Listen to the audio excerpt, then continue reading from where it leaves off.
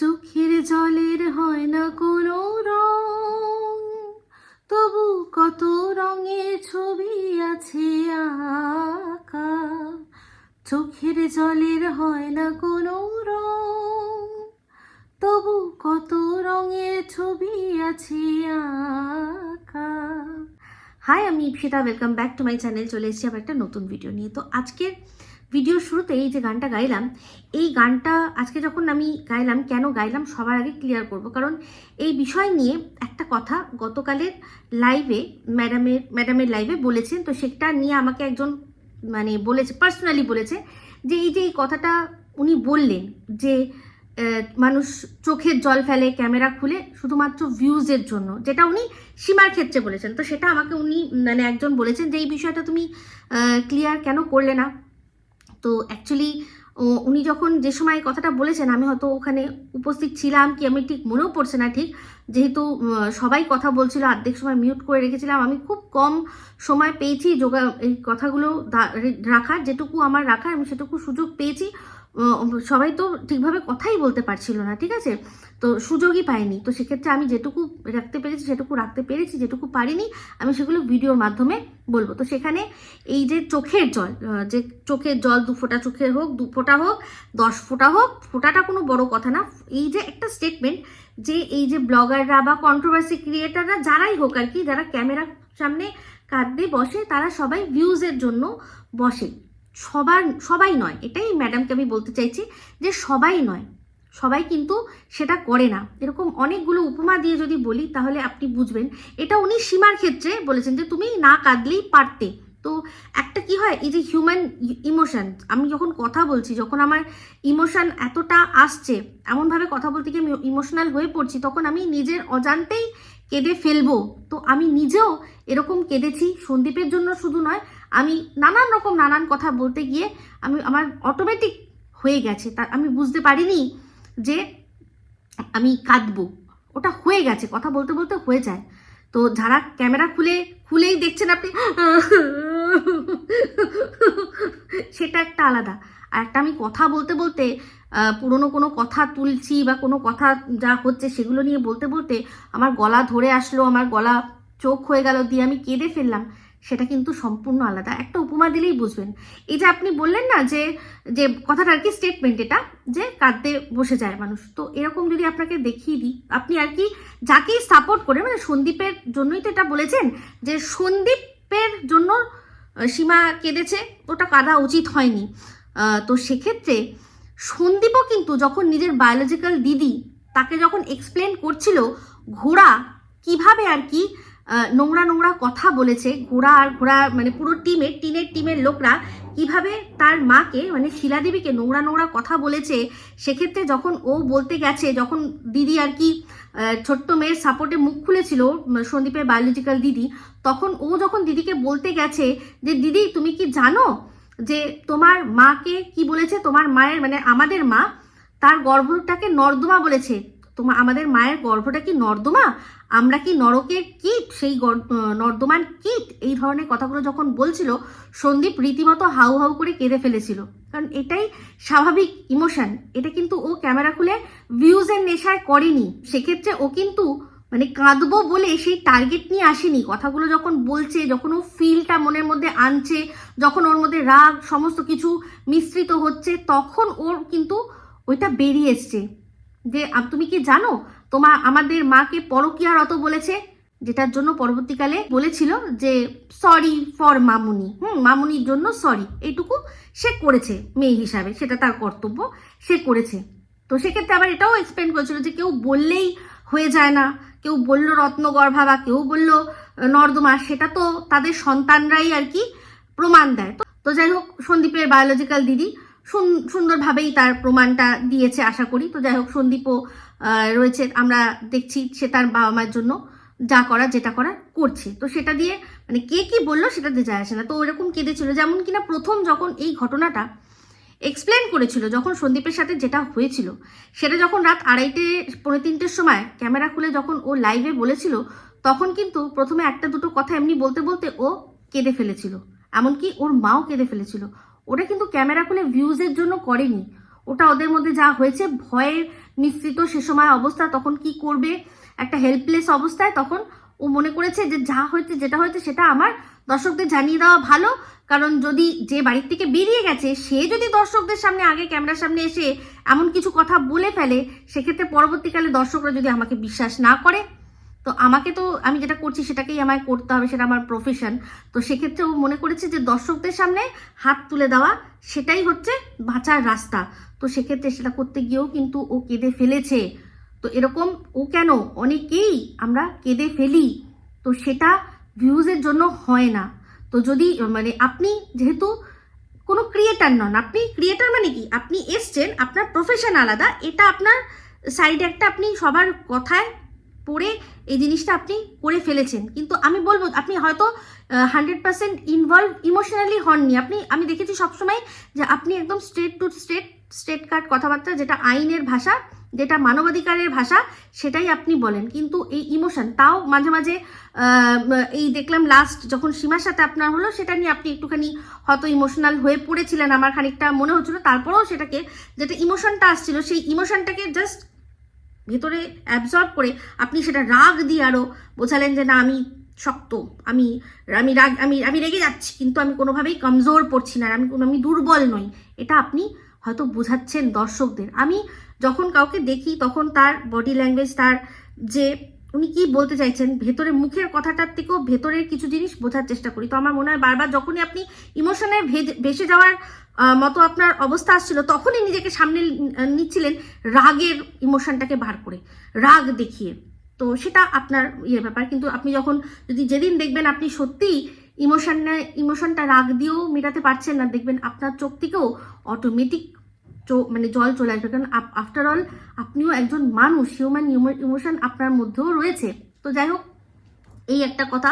আশা করি যিনি আমাকে এই কথাটা বলেছিলেন যে এই বিষয়টা ক্লিয়ার করো, আশা করি ম্যাডামকে আমি এটা বললাম, উনি এটা বুঝবেন যে, আর দর্শকরা সত্যি কথা বলতে কোনটা সত্যি কান্না, কোনটা ফেক কান্না, প্রত্যেকটা মানুষ বোঝে। যেমন কিনা আমি আগেও বলেছি যে আমিও কেঁদে ফেলেছিলাম। তো সেক্ষেত্রে প্রত্যেকটা দর্শক আমাকে সাপোর্ট করেছে, প্রত্যেকে গিয়ে সন্দীপকে বলেছে যে সন্দীপ তুমি এটা ঠিক করোনি, তুমি এইভাবে ইপসিতা দিকে না বললেই পারতে। তো ঠিক আছে, এটা এক এক সময় হয়ে যায়, যেমন কিনা এই সীমার ক্ষেত্রে সন্দীপের হয়ে গেছে। এই জিনিসটা আমি প্রথম থেকেই বলেছি যে এটা ক্যামেরার মধ্যে, মানে ক্যামেরার মধ্যে না এনে এটাকে ভেতরে ভেতরে দুজনের মধ্যে কথা বলে মিটিয়ে নেওয়া যেত। কিন্তু হয়তো ওরা দুজনেই মনে করেছে না, সীমাও ক্যামেরায় বলেছে, সন্দীপও তার উত্তর ক্যামেরায় দিয়েছে, এটা ওদের মধ্যে হয়েছে। তো যাই হোক, এই যে আমি বলেছি যে এখন যেটা হচ্ছে সেটাতে কি হচ্ছে, প্রতিপক্ষদের এখন উল্লাসের দিন। কারণ তারা যেটা এত দিন ধরে, যেটা আর কি প্ল্যান করেছে, যেটা আস্তে আস্তে করে যেই চারাটা লাগিয়েছে, যে বিষ বৃক্ষটা লাগিয়েছে, সেই বিষ বৃক্ষের বিষ চতুর্দিকে ছড়িয়ে গেছে, বিশেষ করে দর্শকদের মধ্যে। তো দর্শক বলতে মনে পড়ে গেল আরও এক দর্শকের কথা, এক নয় অনেকেই বলেছেন আমাকে যে উনি দর্শকদের বলেছেন যে দর্শকদের পাত্তা দেওয়ার কোনো ব্যাপার না, দর্শকরা কোনো ব্যাপার না। সেটা ওনার ক্ষেত্রে হতে পারে, কারণ উনি, মানে ম্যাডামের কথা বলছি, সেটা ম্যাডামের ক্ষেত্রে হতে পারে, কারণ উনার এটা জায়গা নয়। উনি এখানে এসছেন ঠিকই কথা, কিন্তু ওনার ভিউজ হলো না হলো ওনার কোনো যায় আসে না। যেটা উনি বারবারই বলেন যে আমার কোনো যায় আসে যায় না, উনি এই কথাটা বারবার বলেন। কিন্তু সেটা আমরা বলিনি তো, দর্শকদের আমি বলছি। এখানে কি আমি, সীমা, রিম্পা, দীপ্তিদি, আমাদের প্রতিপক্ষ যারা কন্ট্রোভার্সি ক্রিয়েটাররা রয়েছে বা ব্লগাররা রয়েছে, তারা কি একবারও মুখে বলেছে যে না কোনো ব্যাপার না, দর্শকদের পাত্তা দেওয়ার কোনো ব্যাপার না? এরকম কোনো আমরা তো বলিনি। তো এখানে উনি বলছেন, ওটা ওনার পয়েন্ট অফ ভিউ দিয়ে বলেছেন, সেখানে সেটা আপনারা এবার দেখবেন সেটা কি করার আছে। সেখানে আমাদের কিন্তু পার্সোনালি এখানে কিছু বলার নেই। আমাদের ইতিকথা, মানে আমাদের শেষ হচ্ছে গিয়ে দর্শক। দর্শক আছে তো ইউটিউব আছে, দর্শক নেই তো ইউটিউবও নেই। তো সেক্ষেত্রে মানে এটা আমি বললাম যে সব ক্রিয়েটারের প্রত্যেকের তো একটা করে আলাদা করে আর কি ভিউয়ারশিপ বেস রয়েছে। তো যার যখন যেটা নেই তো নেই, দর্শকরা আছে তো আমরা আছি, দর্শকরা আছে তো আমরা আছি, দর্শকরা নেই তো আমরা কিচ্ছু না, জিরো, বিগ জিরো। সে দর্শক তার ভালোবাসারই হতে হবে এরকম কোনো ব্যাপার নয়, হেড করে দেখলেও দেখতে হবে, দর্শক ভিউয়ার লাগবে। তো সেক্ষেত্রে কখনোই এটা কোনো মানে এটা ম্যাডাম হয়তো উনি বলেছেন, কেন বলেছেন, কি জন্য বলেছেন, সেই মুহূর্তে ওনার মাথার মধ্যে কি চলছিল সেটা আমি বুঝতে পারিনি, কিন্তু উনি বলেছেন। উনি বলতেই পারেন, কারণ ওনার এটা কাজ নয়, ওনার এটা না করলেও চলে যাবে, যেমন কিনা এতদিন ধরে চলছিল, তাই তো। উনি তো কতদিন হয়েছে এই ইউটিউবের জগতে পদার্পণ করেছেন, উনি খুব যদি বেশি হয়, আমি ঠিক জানি না, তাও খুব বেশি হলে 2 বছর হবে। তার আগে কি ওনার মানে উনি কি কিছুই করছিলেন না? নিশ্চয়ই কিছু করছিলেন, ওনার নাম একটা করে তারপর তো উনি এখানে পদার্পণ করেছেন, তারপর সেখান থেকে আস্তে আস্তে চারিদিকে ছড়িয়েছে। তো সেক্ষেত্রে উনি যদি এটা অ্যাজ এ ক্রিয়েটার বলে থাকেন, আমি বলবো সেটাকে একেবারেই সমর্থন কোনো রকমভাবেই করি না, কারণ আমি দর্শক আছে তো আছি না, তাছাড়া কেউ নেই দুনিয়ায়, কেউ মানে এই ওয়াইটির দুনিয়ায় কেউ নেই, ঠিক আছে। আমাদের কাজই হলো, যেটা আমি বরাবর প্রথম থেকে বলেছি, যে ভিডিও করব, ছেড়ে দেবো দর্শকদের উপরে, আর আমার দায়বদ্ধতা শুধুমাত্র আমার দর্শকদের কাছে, আর কারোর কাছে না, কোনো ব্লগারের কাছে না, কারোর কাছে না। এই যে আমাকে আপনারা কতবার বলেছেন যে দিদি তুমি যাও, দিদি তুমি ওদের বাড়িতে যাও, দিদি তুমি ওদের সাথে পিকনিকে যাও, দিদি তুমি ওদের সাথে দেখা করো। আমি তখন প্রথম থেকে একটাই কথা বলেছি যে না, আমার কন্টেন্ট যে সে কন্টেন্ট, এবার তার সাথে আমি আলাদা করে আমার মানে বেশি সম্পর্ক করার কোনো দরকার নেই। হ্যাঁ, যেটা ভালোবাসা আছে, যেটা ভেতরে আছে সেটা রয়েছে, ভাইয়ের মতো স্নেহ করি, ছোট আমাদের সোনা বাবাকে ভালোবাসি, সোনা বাবার আমি পিপ পিপ, এটাই ঠিক আছে, এটা ঠিক আছে, কিন্তু তার জন্য যেতে হবে না। কিন্তু যারা যে গিয়ে মানে একদম সশরীরে যে আর কি করেছে, সেই সীমা সম্পর্কেও যে কথাটাও বললো, সেটা আমার মনে হচ্ছে যে ওই সময় না একটা গ্রহর ফের হয় না মানুষের, আপনারা কতজন বিশ্বাস করেন কিন্তু জানি না, কিন্তু কোনো গ্রহর ফের হয়, চিন্তা করে দেখুন। সেই সময় কিন্তু আমাদের টিন রানী খুব একটা ঠাকুর বাড়ি গেছিল, মনে আছে, চারাপোনার মা ওরা সব মিলে কোন এক ঠাকুর বাড়িতে গেছিল। তো ওরা এইসব প্রচুর জিনিসপত্র করে, কারণ ওরা সব রকম ভাবে সবকিছু জালটা এই বিষ বৃক্ষের মধ্যে ফেলেছে। আজকে দেখুন, একটা কথা যখন আমি চিন্তা করি না, মানে খালি মানে আমি যদি এখন একাও বসে থাকি, তাও বিশ্বাস করুন এই বিষয়টা নিয়ে আমি চিন্তা করি, আমি নিজের ঘরের মধ্যে চিন্তা করতে পারছি না। আপনারা আমাকে বলছেন যে আরো অন্য বিষয়ে ভিডিও দাও, আমি দেখছি এক একজন ব্লগার এক একটা যা টাইটেল দিচ্ছে, থাম্বনেল দিচ্ছে, মানে পুরো বোঝা যাচ্ছে যে তারা চাইছে তাদের নিয়ে কন্ট্রোভার্সি হোক, কিন্তু কেন জানি না সেই একটুখানি শুনেও না আমার বারবার শুধু মাথাটা অন্যদিকে চলে যাচ্ছে। মানে যেহেতু এই জিনিসটার মধ্যে রয়েছি, তো হয়তো মনে হয় একটু ব্রেক নিতে হবে। ব্রেক নিয়ে, যেটা সীমা করেছে, যে ও একটা ব্রেক নিয়ে পুরো মাথাটাকে ক্লিয়ার করেছে, এবার ও নতুন করে যা করার করবে। আমারও মনে হয় ওই জিনিসটা আমাকে করতে হবে। তো যাই হোক, সেখানে দেখুন এই যে ফোকলা যে অনেকগুলো উইকেট পরপর পড়বে, তো সেই উইকেট কিন্তু সত্যিই সন্দীপের প্রচুর উইকেট পড়ে গেছে সন্দীপের আশপাশ থেকে। তারপর হচ্ছে গিয়ে ঘুঘু দেখেছো, ফাঁদ দেখোনি। আজ এই ফাঁদটা মানে এমন ফাঁদ যেটা সন্দীপের কাছে খানিকটা মারণ ফাঁদের মতো। যারা পেতেছে তারা কিন্তু খুব ভালো রয়েছে, তাদের আনন্দ মানে তারা মানে ভেতরে ধরে রাখতে পারছে না বলে এমন মানে এক একটা হাবভাব করছে যে যেটা চোখে পড়ার মতো। তো যাই হোক, টিনের বাড়িতে দেখলাম যে আজকে ছেলে এসছে, অনেকদিন পর ছেলেকে পেয়েছি। আমি তো ভাবছিলাম যে ওটাকে নিয়েই হয়তো টাইটেল দেবে, তো ওদের বাড়িতে দেখলাম ওদের যে ভিক্ষামা, তার যে মেয়ে, তার যে বাচ্চা, যাকে নিয়ে আগেও একবার লিখেছিল, ক্লিকবেট খেলেছিল, কিন্তু আচ্ছা করে ঝাড় খেয়েছে, দর্শকদের কাছে আচ্ছা করে ঝাড় খেয়েছে, সেই জন্য আর এবার সেই ক্লিকবেটটাও করেনি, লেখেনি। কিন্তু ভিডিওর মধ্যে একবার বলেছিল যে আজকে অনেকদিন পর ছেলেকে কাছে পেলাম, হয়তো এই কথাটা ও ভেবেছিল লিখবে। কিন্তু এই যে সন্দীপ এখন 20 বাও জলে, সন্দীপ এখন টিনকে যারা বুদ্ধি দিয়েছে বলছে যে এখন ওর হাল এইরকম বেহাল, তার মধ্যে তুমি আমার এই দোষ মানে ভুলটা করো না, সব তোমার কাছে এসে এখন এইটা নিয়ে সবাই উঠে পড়ে লাগবে, তোমার কোনো দরকার নেই, তোমার দিদির ছেলে এসছে, দিদির ছেলে যেরকম ওই অন্যরকম ভাবে লেখো, যেটা ক্লিকবেট, এরকম করো না।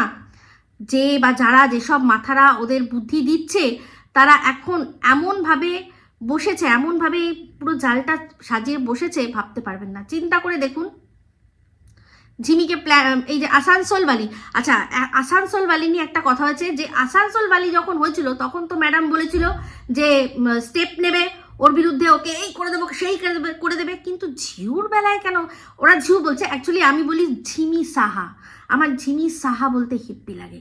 তো সেই ঝিমি সাহার বিরুদ্ধে কেন কিছু কেস হচ্ছে না, কেন কিছু হচ্ছে না?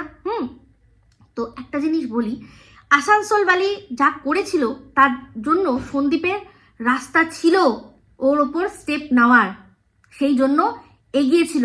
কারণ আসানসোলবালি কি করেছে, সন্দীপ আর ওর মধ্যে যে গোপন চ্যাট সেটা ও দালালকে প্রোভাইড করেছে, দালালের কাছে বিক্রি করেছে।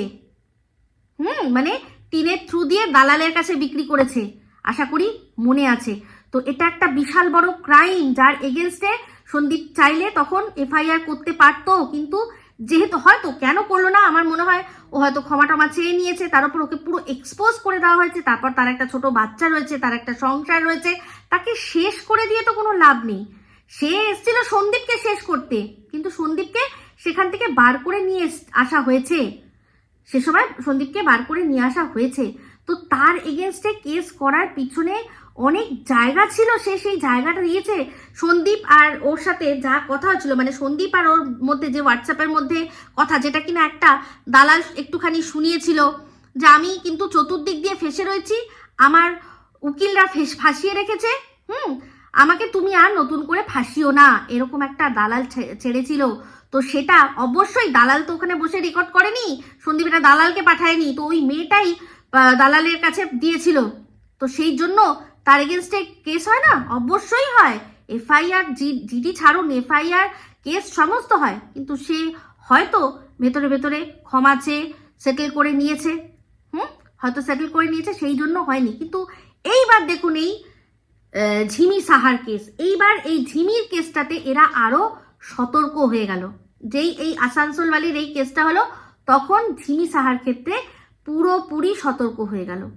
কি না, তখন এই ঝিমি সাহার বয়ফ্রেন্ড অ্যাকচুয়ালি কিছু কিছু জিনিস বার করলো। এবার ঝিমি সাহার ওপর, মানে এই জিনিসটার জন্য ওই বয়ফ্রেন্ডের ওপর কেস করলে করা যায়, বাট ঝিমি সাহার ওপর করা যায় না। এবার সে কি করলো, চালাকি করে ওই যে একটা নাম, পুরো নাম নিয়ে যে একটা কি যেন বলে, ওটা স্টোরিতে দিয়েছিল নাকি, সে মাই ভিলেজ লাইফ নাকি সন্দীপ মিত্রর সাথে আমি বিয়ে করব, এই কথাটা কি করলো না, সোনু বললো যে ওটা ভুল করে আমি দিয়েছি, ক্ষমা করেছি, ওটা ভুল হয়ে গেছে আমার। এবার এটার বিরুদ্ধে আর কি করা যায়, সেখানে ও চালাকি করে ওরা এবার সোনুকে দিয়ে জিনিসগুলো বার করছে, যাতে ঝিমির উপর কোনো রকম কোনো কেস না করা যায়। ব্যাপারটা বুঝছেন আপনারা? যেই ভুলটা আসানসোলবালির ক্ষেত্রে করেছিল যারা ওখানে মাস্টার মাইন্ড রয়েছে, তারা আর পরবর্তীকালে ভুল করলো না। তারা কি করছে, যে সোনুকে দিয়ে সবকিছু দেওয়াচ্ছে, সোনুকে দিয়ে সবকিছু আর কি পাবলিক করছে। নাহলে এই যে যেটা ম্যাডাম বললেন যে দুখেন একটা ভিডিও ফুটেজ করেছিল, সেটা সে কি করেছে, সে ঠিক নিশ্চয়ই বককেই দিয়েছে বা মর্কট, এই দুজনের মধ্যে কাউকে দিয়েছে, বা বলা যায় না ঘোড়াকেও দিতে পারে। ঘোড়ার ভয় তো দুখেন একদম চুপসে গেল, ঘোড়া বললো বেশি না, ঠিক আছে, চুপ করে গেল, কারণ এক্সপোজ করে দেবে কত খেয়েছে, পুরো একদম দেখিয়ে দেবে, তো সেই জন্য পুরো চুপ করে গেল। তো এদের মধ্যেই কেউ দিয়েছিল। তো সেটা দেখুন, যদি সত্যিই সেরকম হতো, ঝিমি নিজের চ্যানেলের মধ্যে সেটা আপলোড করতে পারতো না, কিন্তু না, যদি করে সঙ্গে সঙ্গে সন্দীপ তো স্টেপ নেবে, যে আমার এরকম বাড়ির ভেতরকার জিনিস, সেটা তুমি কি করে, এরকম তো আমি ছাড়িনি, যে করছে তার বিরুদ্ধে আমি কেস করব। কিন্তু সেই জন্য কি করলো না, সোনু, সেক্ষেত্রে বুদ্ধি করে এরা সোনুকে দিয়ে সবকিছু করাচ্ছে, সেই জন্য কোনো স্টেপ ঝিমি সাহার বিরুদ্ধে নেওয়া যাবে না। তো এইবার শুনলাম আজকে আমি আগের ভিডিওতে এত সুন্দর করে বোঝালাম, তার সত্ত্বেও দেখলাম আমাকে কমেন্ট করা হয়েছে যে এই তো এবার নাম নিয়েছে, পুরো তো সন্দীপ মিত্র বলছে, তাহলে কেন কেস নেওয়া যাবে না? এমনকি হ্যান্ডসাম পর্যন্ত বলে, হ্যান্ডসাম লাগছে না করে হেসেছে, তাহলে তার বিরুদ্ধে স্টেপ নেওয়া যাবে না? আমি বলছি আপনারা আমাকে বয়ান লিখে দিন, একটা যখন জিডি করবে বা একটা এফআইআর করবে, তখন একটা বয়ান লাগে, মানে সন্দীপ তাহিরপুর থানায় গিয়ে ঠিক কি বলবে, যে এই যে মেয়েটি আমি যেটাতে রিল করেছিলাম ও সেটাতে রিলস করেছে, আবার বলছে যে সন্দীপ মিত্র যেটাতে রিলস করেছে আমিও সেটাতে রিলস করেছি, করব, আরো বেশি করে করব। তার জন্য আপনারা যান, মেয়েটিকে যেখান থেকে পারেন খুঁজে বার করে নিয়ে জেলে পুরে দিন। মানে একটা ক্রাইম তো লাগে, একটা কিছু ক্রাইম তো লাগে। ও বিশাল বড় ক্রাইম করেছে, হ্যান্ডসাম বলেছে। আমরা সবসময় সব সেলিব্রিটি বলুন, যারা ব্লগাররা, তাদেরকে বলে একে খুব হ্যান্ডসাম দেখতে, ওকে খুব হ্যান্ডসাম দেখতে, আমাদের তাহলে ধরে নিয়ে চলে যাবে। আমি আবারও বলছি, ও যদি বলতো যে সন্দীপ আমার সাথে বিয়ের প্রতিশ্রুতি দিয়ে এই স্টেটমেন্টটাও দিতে বলুক, দিন ও দিক, ওর তো ভয় পায় না, তখন দেখুন কেস হয় কি হয় না। কেস হয় কি হয় না দেখুন। সন্দীপ আমার বিরুদ্ধে আমাকে প্রতারণা করেছে। আর একজন সবাই অনেকবার এই কথাটা বলেছেন যে এই যে তারাপীঠে গিয়ে বিয়ের কথা কে বলেছে না দেবশ্রীদি। তো দেবশ্রীদি তো সে সময় ওখানে উপস্থিত ছিল না। কে ছিল? নিশ্চয়ই এমন কেউ ছিল যারা দেখেছে। তো মন্দিরে দেখেছে, তার মানেই তার কাছে কি কোনো ছবি আছে? কোনো কি ছবি রয়েছে? আর যদি এই ধরনের কিছু ব্যাপারটা যদি হয়, যদি ব্যাপারটা হয়, সেটা আদৌ বৈধ? আদৌ বৈধ? সন্দীপের কি যেটাকে বলে ডিভোর্স হয়ে গেছে? সন্দীপের কি ডিভোর্স হয়ে গেছে? যেটা কিনা এই যে টিনের ক্ষেত্রে, টিন এত কিছু করছে, ফোকলা কিছুই করে নিতে পারছে না, কিচ্ছু করতে পারছে না। ওকে ওরকম ভাবেই থাকতে হবে। কারণ ও যদি গিয়ে দাবি করে কোথাও যে আমার স্ত্রী, ভেতরে ভেতরে ওকে মানে দুমাদুম দিক, সব কিছু করুক, টিন যতক্ষণ ওর বশ্যতা স্বীকার করে রেখেছে ততক্ষণ ও কিছু করতে পারে। কিন্তু টিন যদি মনে করে যে না আমি এখন থাকবো না, ও কিন্তু অধিকার ফলাতে পারবে না গিয়ে, মানে লিগ্যাল কোনো অধিকার ফলাতে পারবে না। তাহলে ও ফেসে যাবে। যে একজন ডিভোর্স হয়নি মহিলা, তুমি কি করে বলছো যে তোমার বউ? ও তো একজনের বউ, তার তো ডিভোর্স হয়নি। তো যদি সত্যি এরকম হতো, যদি সত্যি এরকম হয়, যদি সত্যি হয়, তাহলে কি এই যে ঝিমি সাহা, এটা কি লিগাল বিষয়? সন্দীপেরও তো কোনো হয়নি, যেন বলে ডিভোর্স হয়নি। আর আপনাদের মনে হয় যদি সত্যি এর কাছে থাকতো যে কিনা এরকমভাবে আর কি করছে, ও এগুলো দেখিয়ে দিত না? আপনাদের মনে হয়? এই মেয়েকে তো আপনারা খুব ভালো করে দেখলেন না, হেব্বি পুরো ঝিঙ্কু কি নাম, ঝিমি সাহা পুরো ঝিঙ্কু পুরো। তো সেক্ষেত্রে তাকে তো সবাই যা বলছে তো উত্তর দিচ্ছে। তো ও একটাই কথা বলছি যে ইচ্ছা করেই এরকম ভাবে করছে যাতে করে সন্দীপের দর্শকরা খেপে যায়। আর তার মধ্যে সন্দীপের দোষ 100-র ওপর 100 রয়েছে, 100-র ওপর 100 দোষ রয়েছে। কারণ আমি দোষ ঢাকতেই পারবো না। মানে ওই দোষের ওপর যে পর্দাটা মানে ফেলে মানুষ, সেই পর্দাটা কোথায় কিনতে পায় যে আমি তাই জানি না। তো দোষ তো অবশ্যই রয়েছে। ওকে দিনের পর দিন যখন দর্শকরা একটা জিনিস নিয়ে বলছে, ওই দাড়িটা নিয়ে, একজন ব্লগার, তার কাছে তার দর্শকদের মানে ইচ্ছার দাম সবচেয়ে বেশি। যদিও আমার কোনো যায় আসে না, আমি কারণটা বলছি কিন্তু যে সূত্রপাতটা কোথায়। তো ওই যে ও একটা ঘাড়কারামি ঘাউড়া ভাব দেখাচ্ছে, সেটা দর্শকরা নিতে পারছে না। তো এটা দর্শকদের কিন্তু এটা রাগ। ম্যাডাম একদিন জিজ্ঞাসা করছিলেন যে দাড়িটা কাটলেই কি ভিউজ আবার আপ হবে? তোমরা কি সেটাই বলছো? সেটা কেউ বলতে পারে না। কারণ যারা অনেক মানুষ আছে যারা মনে করে যে একবার দুঃখ পেয়ে গেলে তারা আর ফিরবে না। সবাই সমান মানুষ হয় না। তো এই ঔদ্ধত্য ব্যাপারটা সবাই নিতে পারে না। তো ও অবশ্যই ওর অ্যাটিটিউড এসছে, ভালো কথা, কিন্তু সেই অ্যাটিটিউডটাও কাকে দেখাবে? নিজের ভালোবাসার মানুষদের। সেই অ্যাটিটিউডটা ওই ঘোড়া মর্কট ওদের ক্ষেত্রে দেখাতে পারতো না? তখন তো চুপ করে থাকতো। কিন্তু এত ধোয় ও তাদেরকে কোনো অ্যাটিটিউড দেখাতে পারে না। তো শুধু ভালোবাসার মানুষগুলোকে, দিদিগুলোকে, আন্টিগুলোকে, তাদের ওপরই যত ওর কি যেন বলে অ্যাটিটিউড। যেটা সত্যি সন্দীপ, আমি সেটা সত্যিই বলবো। কারণ আমি পর্দা দিতে পারি না, একেবারেই পারি না। আমি প্রথম থেকেই বলেছি, সেই জন্য রাগ হয়েছে তোমার আমার ওপর। তো সেক্ষেত্রে এখনো তুমি যদি রাগ করো, আমি আজও বলছি আমার কিচ্ছু যায় আসে না। কেন বলো তো? কারণ আমি তোমার ভালো চাই। এই যে একটা পাগল ভাব, এই যে একটা তুমি কথা শুনছো না, একটা এই যে একটা এড়ে ভাব দেখাচ্ছ, এই যে তোমার ভিউজ কমে গেছে, তার মানে তোমার ইনকামও প্রচুর কমে গেছে। তাহলে সবচেয়ে বেশি ফায়দা কার হচ্ছে? এটা কি দর্শকরা বুঝতে পারছেন? যারা কিনা সন্দীপের পাশে না, ছেড়ে দিন, যারা সোনা বাবার পাশে দাঁড়িয়েছিলেন, তারা কি বুঝতে পারছেন যে সন্দীপের যে একটা ইমেজ তৈরি হয়েছে, তাতে লাভটা কার হচ্ছে? কার লাভ হচ্ছে? এবার যদি বলেন যে এটার জন্য কন্ট্রোভার্সি ক্রিয়েটাররা দেয়, আমি কিন্তু বলছি আমি এটা মানবো না। দর্শকদের সাথে সন্দীপ ডাইরেক্টলি আর কি দর্শকদের ইচ্ছার দাম দেয়নি, সেই জন্যই আজকে এরকম। আজকে যদি সন্দীপ বলে যে আমার কোনো যায় আসে না, তো সেটা বলার জন্য, সেটা যদি ও বলে, তাহলে কিছু বলার নেই, এটা কিছু বলতে পারবো না আমি। তো সেক্ষেত্রে আজকে লাভটা কার হচ্ছে? অবশ্যই টিনের। এই কাস্টাডি কেস হবে যখন, তখন দেখাবে যে দেখুন, এই যে যখন কাস্টাডি কেস শুরু হয়েছিল, যখন আমি ছেড়ে এসেছিলাম, তখন ওর কি ইনকাম ছিল, এখন ওর কি ইনকাম আছে। আমি আপনাদের বলেছিলাম আকেলে হাম আকেলে তুম সিনেমাটা একটুখানি আপনারা দেখবেন। আর আজকে ধ্রুব রাঠির যে ভিডিওটা আপনাদের সাথে শেয়ার করেছি, যেটুকু অংশ, সেই পুরো ভিডিওটা আপনারা কজন দেখেছেন? সেখানে দেখেছিলেন যে একটা আরটিআই হয়েছিল, একজন বাবা সে আরটিআই করেছিল যে কাস্টাডি কেসের ক্ষেত্রে রেট কিরকম, মানে ছেলেদের আর মেয়েদের ক্ষেত্রে রেটটা কিরকম জেতার পসিবিলিটিসটা কি। সেখানে দেখা গেছে যে 83টা কেসের মধ্যে মাত্র 2-3টে মনে হয় কেস আছে যেটা ছেলেরা বা বাবা জিতেছে, আর তার বাদবাকিটা মারা জিতেছে। তো এই 2-3টের মধ্যে যে কেসটা, যে 2-3টে যে জিতেছে বাবারা, সেই রেয়ার কেসের মধ্যে কিন্তু সন্দীপের একটা ছিল, যেখানে কিনা একটা মা তার দুধ পিতা বাচ্চাকে ছেড়ে দিয়ে চলে গেছে, তাও আবার পরবর্তীকালে 498A কেসে মামলা করে এটা বলেছে যে আমি এক কাপড়ে বেরিয়ে এসেছি, আমাকে মারতে মারতে আমাকে মারছিলাম, প্রাণ বাঁচিয়ে বেরিয়েছি, এই ধরনের কথাবার্তা সে বলেছে তার দালালদের মাধ্যমে নিজে সমস্ত কিছু বলেছে। তো সেক্ষেত্রে সে বাচ্চার আগে নিজের প্রাণটা দেখেছে, সেটা কিন্তু সন্দীপের দর্শকরা দেখাবে, মানে উকিল তারা কিন্তু দেখাবে। কিন্তু এই যে আপনারা সাপোর্ট করছেন না সন্দীপকে, যে ভিউজটা ওর কমে যাচ্ছে, তাতে লাভটা কার হচ্ছে? অবশ্যই টিনের।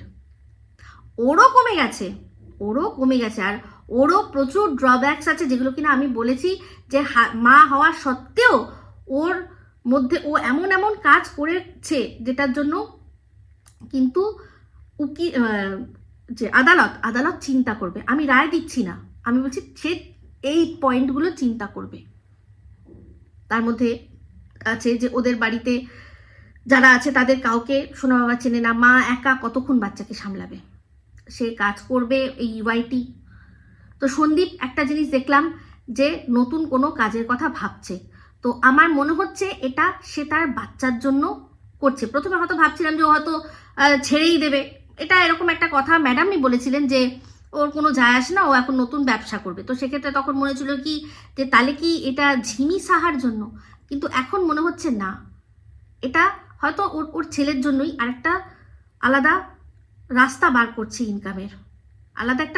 করছে ইনকামের, যে যাতে ও আদালতে এটা দেখাতে পারে যে যদি আজকে আমার ইউটিউবের ইনকাম বন্ধও হয়ে যায়, তাও আমি সক্ষম আমার ছেলের ছেলের খরচা চালানোর জন্য। আশা করি আপনাদের বোঝাতে পারলাম। এবার আপনারা অনেকেই এখন বলছেন যে তাহলে তো টিনকে সাপোর্ট করব, তো এখানে আমার এগুলোতে কিচ্ছু বলার নেই, আমার সত্যি কথা বলছি, আমার কিচ্ছু বলার নেই। কিন্তু আমি ওই বাচ্চাকে ওর দাদু ঠাম্মির কাছেই দেখতে চাই।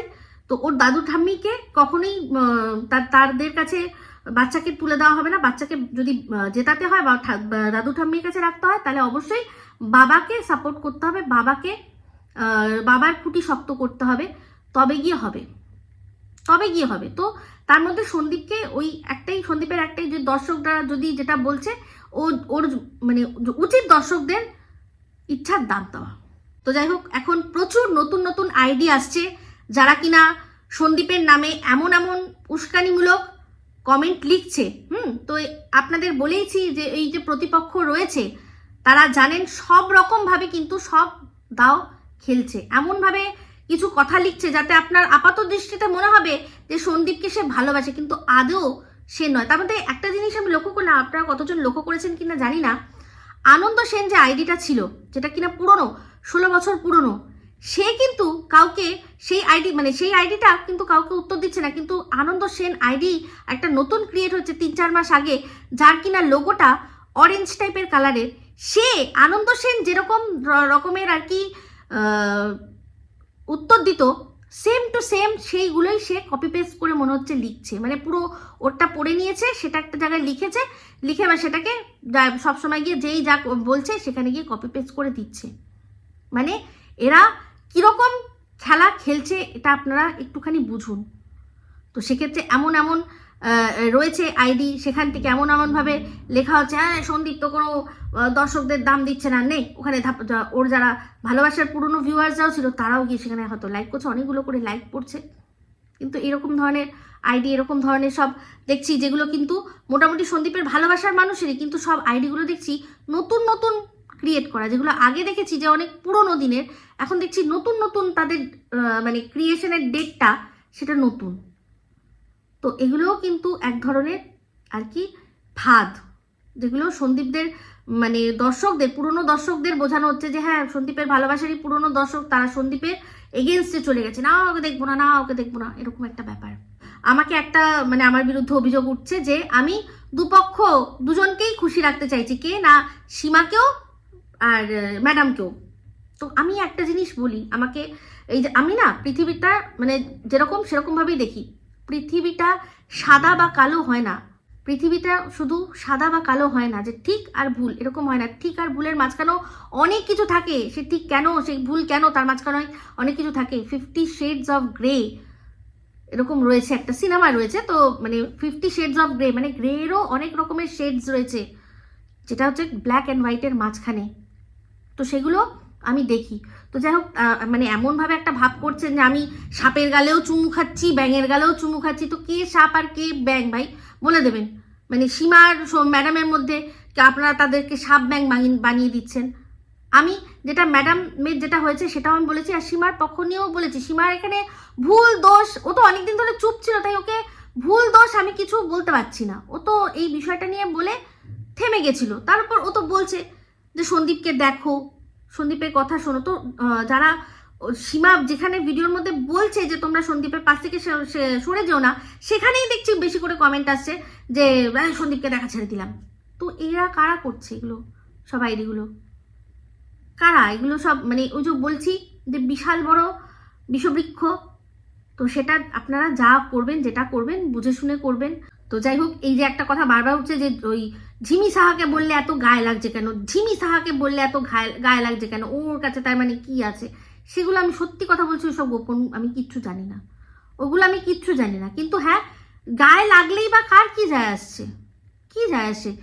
ওকে নিয়ে বলা হচ্ছে না, যা বলে যা শুনেছি যা বলেছে সেগুলো সব প্রমাণ সহ সেগুলো সব শুনেছি, আর সেগুলো অনুযায়ী কথা বলছি। কখনোই ওখানে কেউ দুধ খা ধুলা হুয়া কিছু বলে না। ম্যাডাম হয়তো বলেছেন যে ওকে নিয়ে বলো না বা ওকে নিয়ে করো না, কারণ যত দেখছি বলছে ও তো দেখছি আরো বেশি মানে এনার্জি পেয়ে যাচ্ছে, এই যে ওর চ্যানেলটা আরো বেশি গ্রো হয়ে যাচ্ছে, এটা আপনারা বুঝতে পারছেন না হয়তো, সেই জন্যই উনি বলছেন। আমি জানি না কারণটা কি, আমি জানি না, গায়ে লাগার বিষয়টা আমি ঠিক বুঝলাম না যে গায়ে কেন লাগছে। তবে হ্যাঁ, আমি আগের দিনের ভিডিওর মধ্যেই বলেছি যে সন্দীপ যেমন তখন চুপ ছিল, সন্দীপ যদি এখনো চুপ থাকতো ওর পক্ষেই ভালোটা হতো। কিন্তু হ্যান্ডসাম বলেছে বলে বা ওর নাম ধরে বলেছে যে ওর রিলসটাই আমি করেছি বা ও আমার বন্ধু, এটা বলেছে বলে কোন থানায় মানে কি লিখে আর কি জিডি বা এফআইআর করতে হবে, প্লিজ আপনারা আমাকে বয়ানটা দেবেন। আমি তাহলে সন্দীপকে বলছি, সন্দীপকে যে সন্দীপ সেই রকম সেই যে কমেন্টটা থাকবে আমি সেটা পিন করে দেবো, প্লিজ তোমার দর্শকরা যখন বলছে তুমি এটাও করে দেখো, তাই না? তো যাই হোক, ভিডিওটা শেষ করে দেবো, কিন্তু একটা কথা বলবো যে আমি কিচ্ছু করিনি, আমি সন্দীপের জন্য সত্যি কথা বলতে কিচ্ছু করিনি। সীমা যেভাবে গিয়ে আর কি সন্দীপের পাশে গিয়ে দাঁড়িয়েছে, দীপ্তিদি রিম্পা এরা যারা যেরকমভাবে ভিডিও করেছে, আমি সত্যি বলতে কিছু করিনি। তবে হ্যাঁ, এই যে ম্যাডামকে আজকে হঠাৎ করে খারাপ আমি বলতে পারবো না, কারণ আমি দেখেছি যে উনি করেছেন অনেক কিছু, যেটা কিনা সীমাও নিজে বলছে যে এটা না হলে ওটা হয়ে যেত, ওটা না হলে সেটা হয়ে যেত। আজকে চট করে সোনা বাবাকে ওরা তুলে নিয়ে চলে যেত, এরকম একটা রাস্তা করেছিল, হ্যাঁ সেগুলো সব উনি আটকেছেন। এত কিছু যিনি করেছেন আমাদের মানে আমার তো কন্টেন্ট সন্দীপ ওরা, তো সেখানে আমাদের কন্টেন্টকে যেরকমভাবে বাঁচিয়েছে তাকে চট করে আমি খারাপ বলতে পারছি না। হ্যাঁ, তবে ওনারও কিছু কিছু কথা হয়তো বলে যান, ঔদ্ধত্যপূর্ণই বলেন, সেটা সত্যি, এখানে আমি অস্বীকার করার কিছু বিষয় নাই। কিন্তু ওই যে বললাম, সেটা কেন করেন সেটা উনি জানেন, ওনার হয়তো যায় আসে যায় না, যেটা বলেন উনি সেটা উনি মিন করেন, সেটা আপনারা বিচার করবেন, এখানে আমার বলার কিছু নেই। তো ঠিক আছে, সেখানে ম্যাডাম যা করেছেন সে আমাদের সোনা বাবার জন্য, সন্দীপের জন্য আর এই পুরো পরিবারটার জন্য, সেটা সম্পূর্ণ ভুলে গিয়ে আজকে ওনাকে জাস্ট এমনভাবে কিছু কথা বলবো যাতে উনি সন্দীপের পাশ থেকে সরে যান, সেটা আমি করতে পারবো না। বুঝুন তো, একটা ক্রোনোলজি বুঝুন তো। হঠাৎ করে সন্দীপের সাথে অরিন্দমের সম্পর্ক নেই, ঠিক আছে, তারপরেই কি হলো, হঠাৎ করে সীমার সাথে সম্পর্ক নেই, আবার এখন হঠাৎ করে ম্যাডামের সাথেও যদি সম্পর্ক চলে যায়, মানে সবাই আর কি যেরকম বলছে যে ম্যাডাম থাকলে তাহলে সন্দীপকে দেখা ছেড়ে দেবো, এ করে দেবো, তাহলে কি হবে, আলটিমেট সন্দীপের চারপাশটা পুরো ফাঁকা, সন্দীপের চারপাশটা পুরো ফাঁকা। একটু লজিক্যালি চিন্তা করুন। বাদ বাকি এই যে যেটা দেখা যায় সেটা কিন্তু সবসময় সঠিক হয় না। বিশাল বড় চক্রান্ত অনেক দিন থেকে ওদের তরফ থেকেও কিন্তু বলা হচ্ছে, ওরাও বারবার বলছে বিশাল কিছু হতে চলেছে, বিশাল কিছু হতে চলেছে।